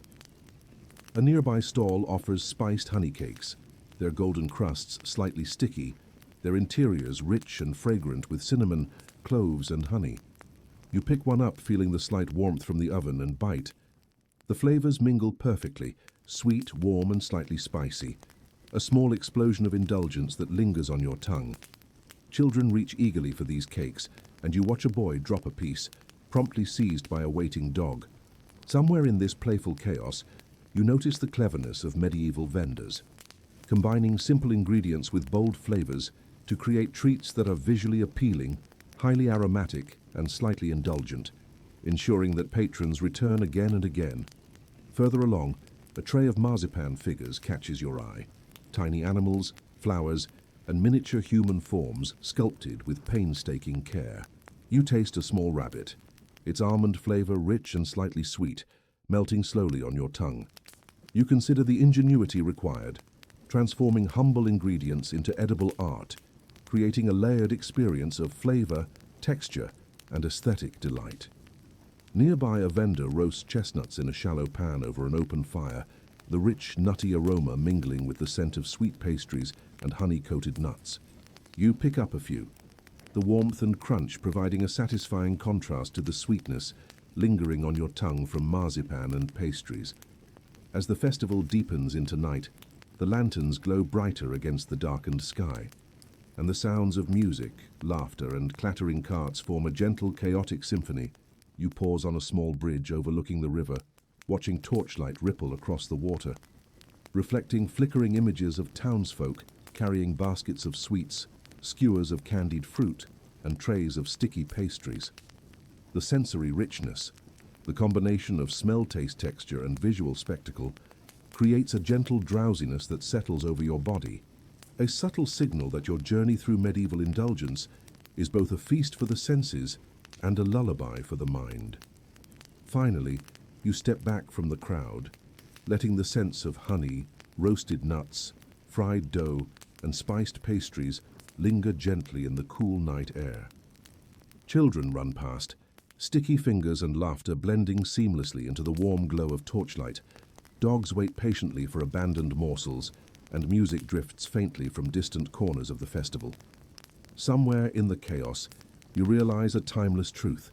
Indulgence in the medieval streets, fairs, and seasonal celebrations was always messy, sensory, and social, a combination of flavor, texture, aroma, and human connection that created lasting delight. You take a deep breath, savoring one final bite of candied fruit, and feel a gentle drowsiness creep over you, readying you for the next stage of this sticky, sweet, and endlessly fascinating journey through medieval junk food. You leave the bustling festival behind and follow a narrow, uneven lane toward the warm glow of a medieval tavern, its wooden sign swinging slightly in the cool night air. The scent of smoke, roasted meat, and spilled ale greets you before the door even opens, mixing faintly with the lingering sweetness of honeyed pastries and candied fruits carried from the festival. As you step inside, the warmth wraps around you like a heavy, comforting blanket, and the smell of roasting meats and baking bread almost knocks you back with its intensity. Patrons murmur and laugh, the clatter of wooden mugs against tables punctuating the low hum of conversation. Children are nowhere to be seen here, but the playful chaos is present in the form of rowdy travelers, merchants, and local townsfolk, each eager to unwind with hearty food and sticky indulgences after a long day. The tavern tables are laden with rustic snacks and simple indulgences, thick slices of bread smeared with honey, small meat pies oozing savory fillings, and bowls of spiced nuts roasted in honey or fat. You reach for a warm meat pie, feeling the flaky crust give way under your fingers, and bite carefully. The combination of savory meat, subtle spices, and buttery pastry fills your mouth, rich and indulgent. A faint whiff of smoke clings to the edges, a reminder of the hearth where it was baked, and you appreciate how the tavern's warmth and scent create a sensory layer that elevates even the humblest snack. Historians still debate the degree to which medieval taverns were centers of gastronomy versus simple sustenance, but standing here, surrounded by smell, taste, and social bustle, you sense it is both, a place for indulgence, relaxation, and storytelling.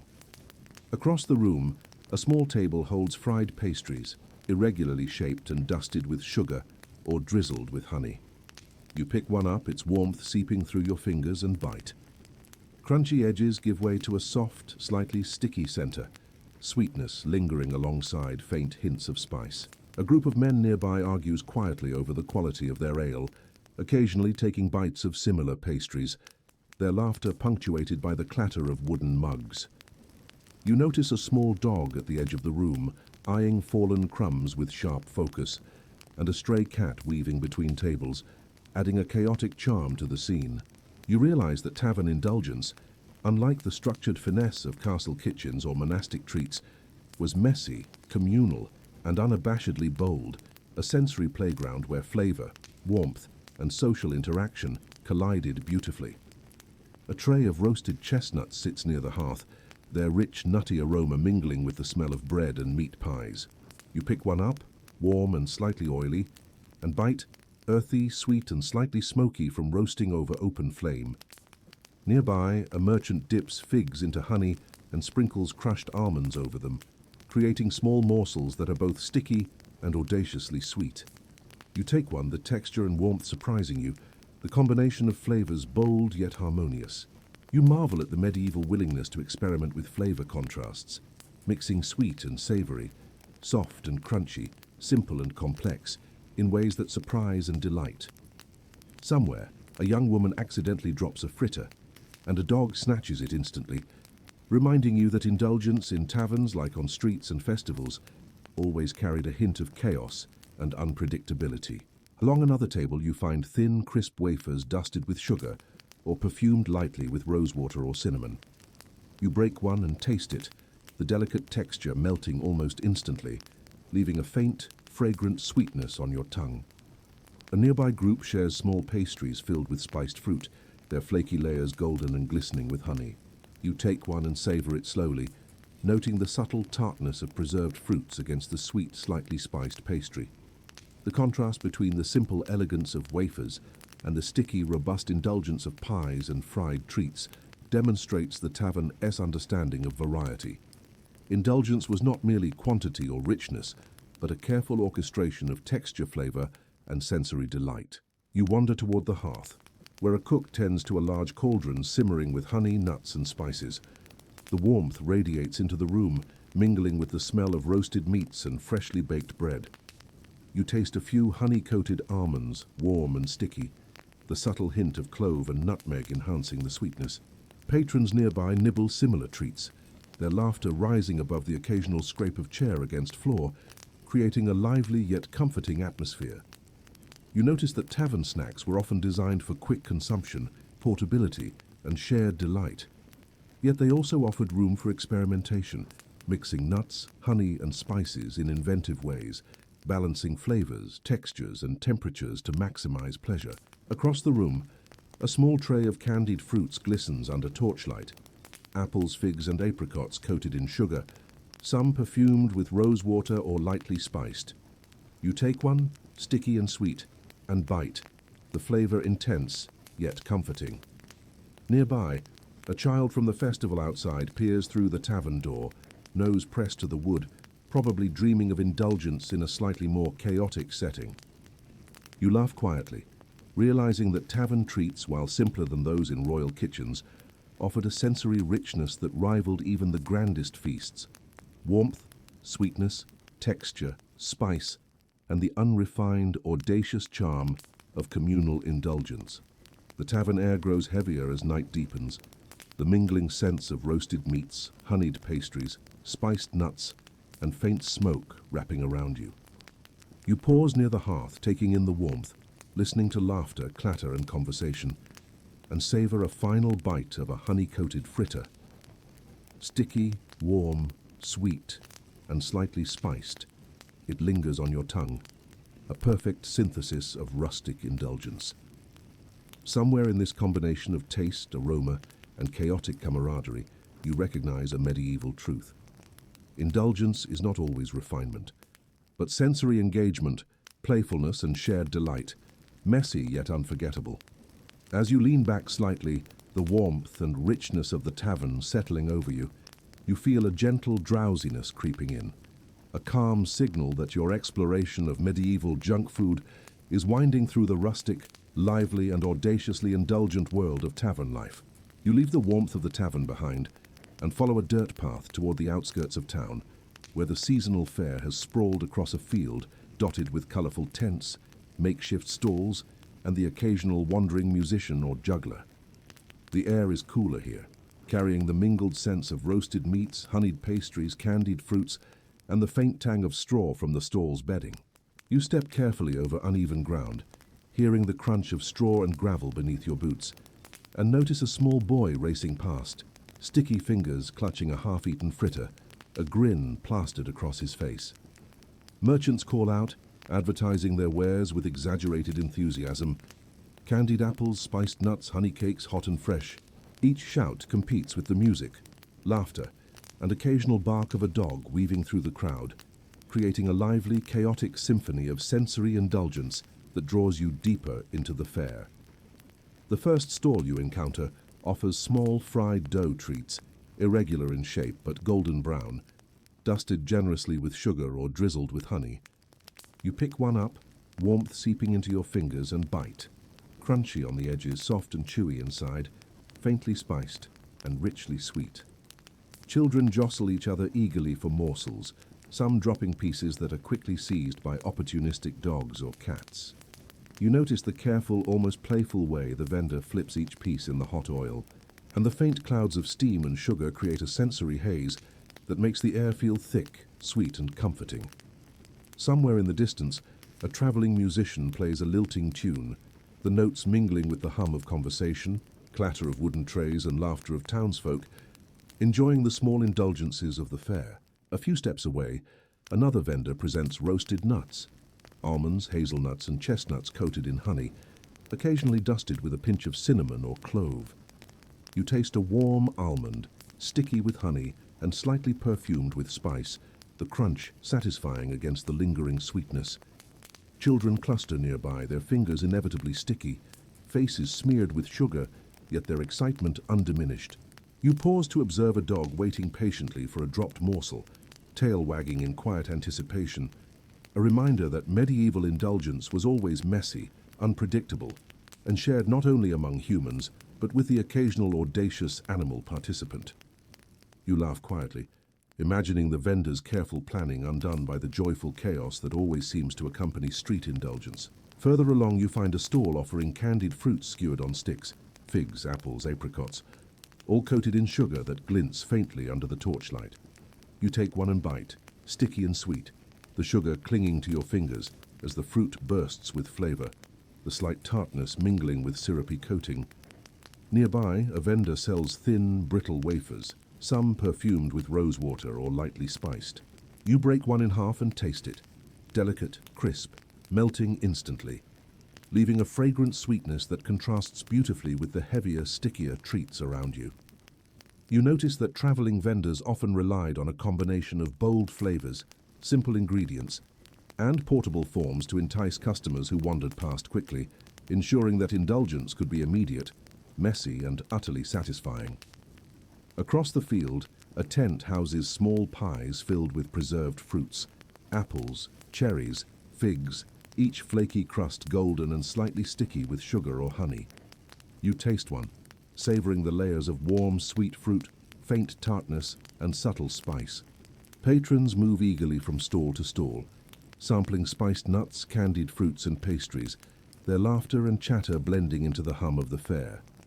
Historians still wonder whether such traveling treats were primarily about sustenance, novelty, or sensory delight. But standing here amidst the scents, sounds, and movement, you feel that indulgence here is all three. A fleeting, tactile, and joyous experience designed to captivate the senses. Nearby, a small table displays marzipan figures, tiny animals, flowers, and miniature human forms sculpted with painstaking care. You pick up a small rabbit, almond sweet and slightly chewy, and let it dissolve slowly in your mouth. The attention to detail, creativity, and playfulness reflect the audacious spirit of traveling vendors, who sought to delight passers-by with both taste and visual whimsy. Somewhere, a boy drops a sticky fritter, promptly seized by a waiting dog, and you laugh quietly, realizing that indulgence, chaos, and shared delight have always been intertwined, even in a world without modern packaging or hygiene standards. As the night deepens, lanterns flicker against the dark sky, casting dancing shadows across stalls laden with sweet treats, roasted nuts, and fried pastries. The mingling scents of honey, spice, and roasted ingredients create a heady sensory cloud that seems to pull you forward, guiding your steps through the fair. You pause on a small bridge overlooking a faint stream reflecting torchlight, inhaling the mixture of aromas and savoring a final bite of candied fig, sticky and sweet, the warm sugar lingering on your tongue. Children's laughter drifts faintly from the distance, the hum of conversation and clatter of trays forming a gentle, comforting background rhythm. Finally, you step away from the crowd, letting the sensory richness of the fair settle gently over your mind and body. The warmth of fried dough, sweetness of candied fruits, crunch of spiced nuts, and delicate fragrance of wafers fold into a comforting, slightly dizzying hum that lulls your senses. Somewhere in the playful chaos of traveling vendors, street fairs, and seasonal indulgences, you sense a medieval truth. Indulgence is at once immediate, communal, audacious, and unforgettable, messy yet mesmerizing. A sensory adventure that bridges time and culture. You take a deep breath, savor one final bite of honeyed almond, and feel a gentle drowsiness creeping over you, preparing you for the next chapter in this sticky, sweet, and endlessly fascinating exploration of medieval junk food. You leave the familiar streets and fairs behind and follow a winding road toward the distant harbor, where the scent of salt water mingles with the faint tang of exotic spices and imported ingredients arriving from far-off lands.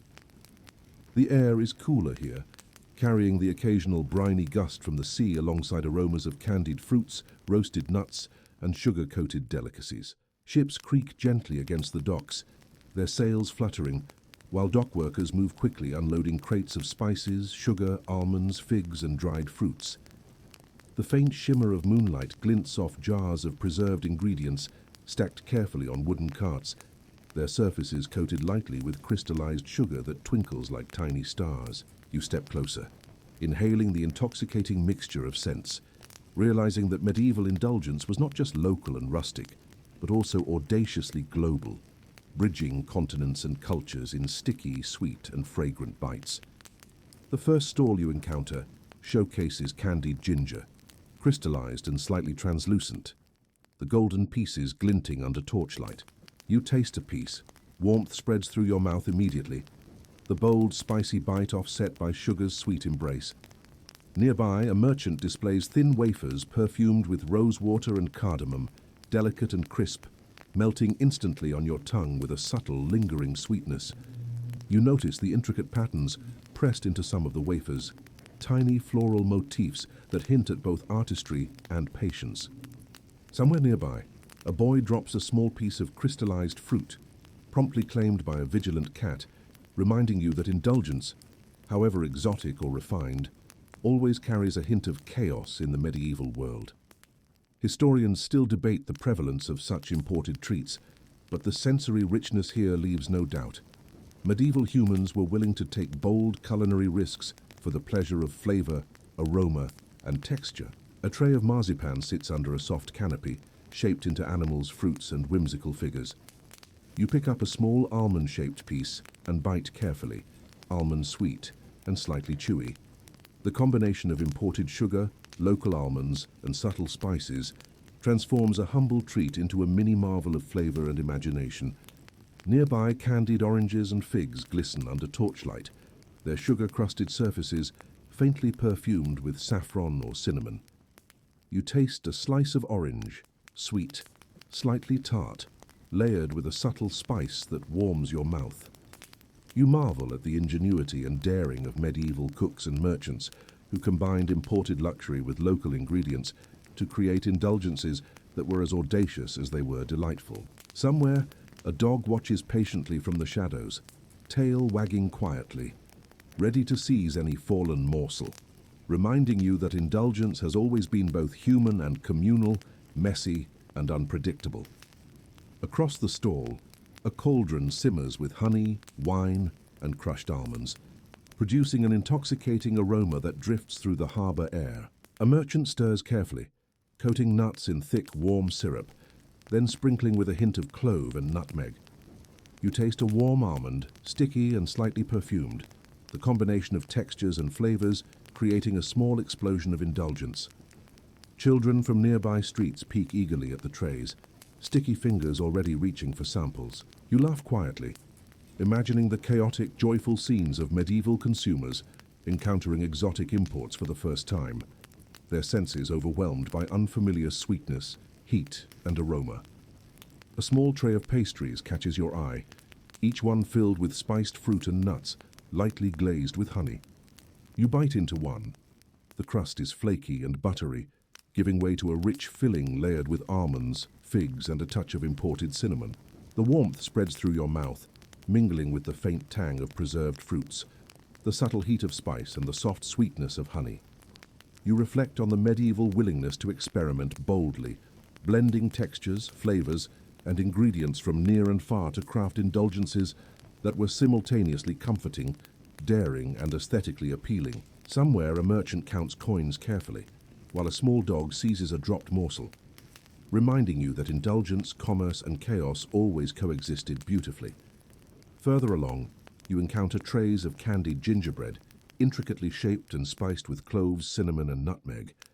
You break off a small piece, the sweet, slightly spicy flavor warming your mouth instantly. Nearby, a display of crystallized citrus peel glistens, bright against the dark wood of the stall.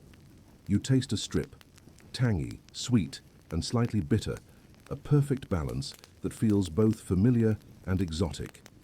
Historians still wonder how widely such spiced indulgences were available to everyday townsfolk versus elites, but the presence of travelers, merchants, and curious children suggests that sensory delight transcended social boundaries, even in a world of limited resources and audacious ambition. The harbor smells of salt, smoke, sugar, and spice mingle in a heady, almost dizzying perfume. You wander past crates of dried fruits, jars of crystallized sugar, and trays of nuts, tasting a small almond coated in honey and clove. Warm, sticky, and subtly spiced, it lingers on your tongue. The combination of imported ingredients, careful preparation, and the sensory environment of bustling docks and festival tents creates a layered, immersive indulgence.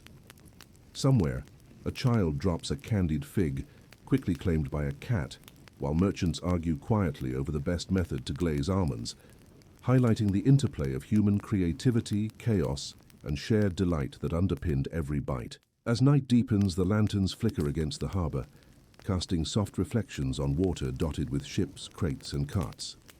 You pause on a wooden pier, savoring a small bite of marzipan, letting its almond sweetness, delicate texture, and faint spice settle over your senses. The mingling scents, sights, and tastes, the warmth of honey, the boldness of spice, the visual artistry of candy and pastries, create a gentle drowsiness that washes over you. Somewhere in the daring, playful, and adventurous indulgences of exotic imports, you sense a medieval truth, that the pursuit of flavor, texture, and delight was universal, bridging oceans, cultures, and social boundaries, creating moments of sensory magic that continue to resonate through time. And as you inhale the fragrant harbor air one last time, sticky fingers, sweet aromas, and warm indulgence lingering, you feel the gentle pull of sleep guiding you forward into the next chapter of this sugary, spiced, and endlessly fascinating journey. You lie back in a soft, quiet space, the faint glow of moonlight filtering gently through a window, brushing across the surfaces around you like liquid silver. The air is cool and calm, carrying subtle scents of night, earthy stone, faint flowers, and the distant comforting sweetness of lingering treats, like honeyed almonds or lightly spiced pastries, still echoing in memory. You feel the weight of the day lifting slowly, gently, like a warm blanket being smoothed over your shoulders, settling, soothing, and calming every muscle in your body. With each breath, you notice a gentle rhythm, a slow inhalation that fills your chest with cool, calming air, followed by a soft exhalation that releases tension, worry, and the faint residue of lingering thoughts. You feel the muscles around your jaw soften, your shoulders release the day's weight, and your hands rest lightly by your sides, palms facing upward as if ready to receive quiet, gentle comfort. Somewhere in your mind, the images of medieval streets and bustling festivals drift softly, no longer urgent but serene. But you can see the golden glow of lanterns reflected on cobblestones, hear the faint clatter of distant carts, the muted laughter of children, the soft crackle of fires warming pastries and nuts, all slowed and softened like a dream remembered upon waking. You notice the gentle warmth of baked goods, the sticky sweetness of candied fruits, the delicate crispness of wafers and marzipan, textures and tastes that seem to hover in memory, comforting and tangible, though you do not need to reach for them. Each small indulgence now feels like a soft echo against your senses, as if the pleasure of past experiences is melting gently into your awareness, bringing calm, delight, and a gentle, quiet smile across your face. The rhythm of your breathing continues to deepen, slow and even, each inhalation gathering cool, calming air from the night, each exhalation releasing what is no longer needed. With every breath, you sink further into the softness beneath you, your body supported, safe, and entirely held. You feel the subtle pull of drowsiness at the edges of awareness, gentle as a feather brushing across your skin, inviting you to let go of control, to release the tension in your hands, your arms, your legs, your back, and your neck. You notice the faintest whisper of wind through a tree outside, brushing leaves softly, the sound like distant music, rhythmic and soothing, perfectly in tune with the slow cadence of your heartbeat and breath. Your mind drifts now to the faint scents that linger. Honey, warm nuts, sweet spices like cinnamon and clove, delicate florals, the tang of citrus preserved long ago, and the faintly earthy aroma of baked bread cooling in the dark. You imagine them swirling together in the air around you, gentle and harmonious, settling softly into your awareness like a lullaby for the senses. You can feel a comforting warmth spreading through your body, subtle and soft, like sun-warmed stone or the gentle embrace of a thick, soft cloak. Your arms and legs feel weightless, heavy in a way that is perfectly satisfying, as though every inch of you has relaxed, melted, and softened into the surface beneath. The faint memory of medieval streets drifts through your mind, but now slowed, softened, muted. The distant hum of markets, the laughter of children, the subtle scent of roasted nuts, candied fruits, and spiced pastries. You notice the rhythm of footsteps on cobblestones, slowed, distant, and calming. The warmth of fires and ovens fades into gentle comfort, a soft memory that evokes safety, nourishment, and delight rather than urgency. Each detail, each sound, each smell feels distant, yet familiar, like a cherished story being read to you in soft candlelight, a narrative that envelops you and allows your mind to wander gently, safely, and without thought or tension. You feel your chest rise and fall more slowly, each breath a wave, lapping gently against the shores of awareness. Your mind is allowed to wander freely through the gentle sensory echoes of indulgence, the warmth of honeyed almonds, the soft sweetness of marzipan, the sticky thrill of candied fruits, the delicate crispness of wafers perfumed with rosewater, the richness of spiced pastries cooling on wooden tables. All of these sensations drift softly through your consciousness, no longer urgent or distracting, but forming a gentle, comforting tapestry that enfolds you completely. You notice your eyelids growing heavier with each blink, the soft pressure of restfulness pulling them down, inviting sleep to claim you, tenderly, without hurry, without resistance. You imagine the gentle bustle of medieval fairs, slowed to dreamlike pace, lanterns swaying softly in the breeze, the faint scent of sugar and spice lingering merchants, moving slowly, almost lazily, and children laughing softly, their movements fluid and dreamlike. The chaos of the streets becomes a gentle rhythm, soothing and hypnotic, like the soft lapping of water against a dock or the quiet hum of wind through leaves. You are neither observer nor participant now. You are simply held in the soft sensory embrace of a world imagined, remembered, and fully contained within the comfort of your mind and body. The warmth of hearths, the golden glow of lanterns, the sweet, sticky indulgences, all of it melts into a soft, gentle memory. You feel a contented heaviness in your limbs, a lightness in your chest, and a subtle warmth radiating through your core. You imagine the faint crackle of distant fires and the soft, almost imperceptible smell of freshly baked bread, honey, and spices drifting through the air. Each tiny sensation brings a calm sigh to your body, a soft relaxation that deepens with every breath. Your thoughts become slower, more diffuse, fading gently like clouds at sunset, leaving only the quiet, rhythmic, and reassuring presence of breath, warmth, and soft comfort. The gentle warmth of indulgence and the faint echo of sweetness continue to swirl in your mind. You feel it as a soft pressure in your chest, a quiet glow along your spine, a soothing weight that encourages your body to sink further into the surface beneath. You notice the faint rhythm of distant footsteps, soft echoes of a world moving slowly, harmonizing with the gentle cadence of your own heartbeat.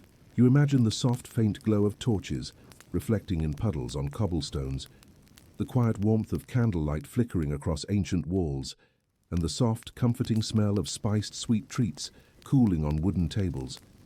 All of this blends seamlessly with your own bodily rhythm, creating a sensory lullaby that tugs gently at the edges of consciousness.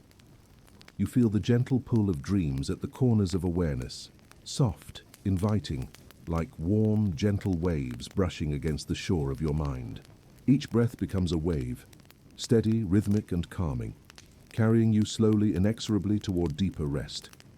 You imagine yourself wandering slowly through soft, dreamlike streets, streets that echo with the faintest sounds of laughter, the gentle crunch of cobblestones, the soft, lingering sweetness of indulgence, and the faint warmth of fires and ovens long since cooled. You are safe, entirely held, and gently guided by sensory memory into a place of calm and ease. The faint smells, tastes, and textures continue to mingle. Honey, spiced almonds, candied fruits, pastries, wafers, marzipan, roasted chestnuts, and the faint trace of earth and smoke. They swirl softly in your awareness, creating a gentle, nurturing cocoon. Every inhale draws the soft, comforting air deeper into your chest, filling your lungs with calm. Every exhale releases tension, stress, and the lingering edges of wakefulness. You feel every muscle, every joint, every fiber of your being settling, softening and melting deeper into comfort. Time stretches and bends softly. You are suspended in gentle sensory memory, warmth, sweetness, Subtle spice, soft textures, muted laughter, faint music, distant fires, flickering lanterns. You feel your mind untethered, floating in the slow, hypnotic rhythm of breath, heartbeat, and gentle memory. The indulgences of medieval streets, fairs, taverns, and monasteries, the sticky sweetness, the soft crispness, the faint spice, become a lullaby, guiding you deeper and deeper into calm, restful sleep. You notice a gentle drowsiness at the edges of awareness, soft, unhurried, pulling you into deeper relaxation. Every detail of past indulgence, the warmth of baked goods, the crispness of wafers, the soft sweetness of honey, the bold spice of cloves, cinnamon, and nutmeg, melts into memory, leaving only calm, comfort, and the soft, steady rhythm of your breath. Your body is heavy, completely supported, every muscle loose and relaxed. Your mind is quiet, only the soft echo of gentle sensory memory remaining, whispering calm, guiding rest, and creating perfect stillness. The warmth of indulgence, the gentle glow of torchlight and lanterns, the faint laughter of townsfolk, the soft crunch of pastries, and the gentle sweetness of honey and nuts swirl together into a cocoon of calm that holds you securely. Each breath, each heartbeat, carries you deeper, slower, softer, until the memory of streets, fairs, taverns, and monasteries becomes a gentle hum behind closed eyelids, a lullaby for your mind and body. Softly, slowly, everything blends into a single comforting current of warmth, calm, and rest. Your senses relax fully. Your mind drifts. Your body melts into calm. You are safe. You are warm. You are entirely held. And as you sink into this perfect, gentle quiet, the last whisper of sweetness, warmth, and soft indulgence lulls you fully into sleep. Sweet dreams.